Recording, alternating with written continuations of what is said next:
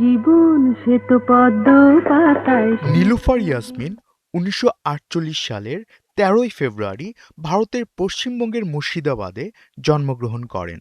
৫ বোনদের মধ্যে ফরিদা ইয়াসমিন, ফাউজিয়া ইয়াসমিন এবং সাবিনা ইয়াসমিন এরা সবাই খ্যাতিমান কণ্ঠশিল্পী।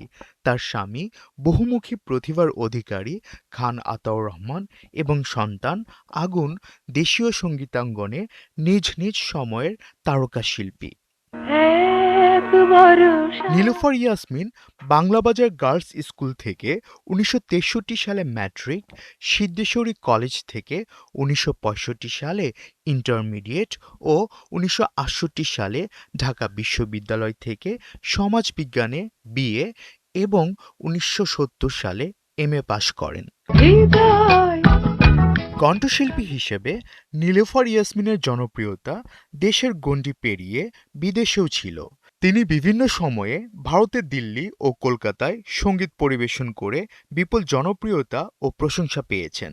এছাড়াও যুক্তরাষ্ট্র, যুক্তরাজ্য, জাপান, ফ্রান্স, পাকিস্তান ভ্রমণ করেন এবং সঙ্গীত পরিবেশন করে এসব দেশের সঙ্গীত প্রেমীদের অভিভূত করেন। এত সুর। নীলুফার ইয়াসমিন বেশ কয়েকটি চলচ্চিত্রে কণ্ঠ দিয়েছেন। অরুণ বরুণ কিরণমালা, জোয়ার ভাটা, জীবন থেকে নেয়া, তানসেন, আবার তোরা মানুষ হ, সুজন সখী, যে আগুনে পুড়ি, জীবন তৃষ্ণা, জলছবি, চলো ঘর বাঁধি, শুভদা এর মধ্যে উল্লেখযোগ্য।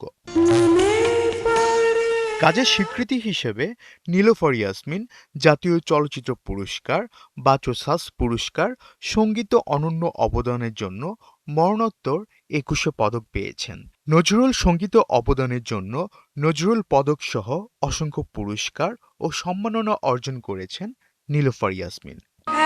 এক ভরসা। ২০০৩ সালের ১০ মার্চ ঢাকায় মৃত্যুবরণ করেন বাংলা গানের স্নিগ্ধময়ী এই কণ্ঠশিল্পী। আফফান মিতুল, ৭১।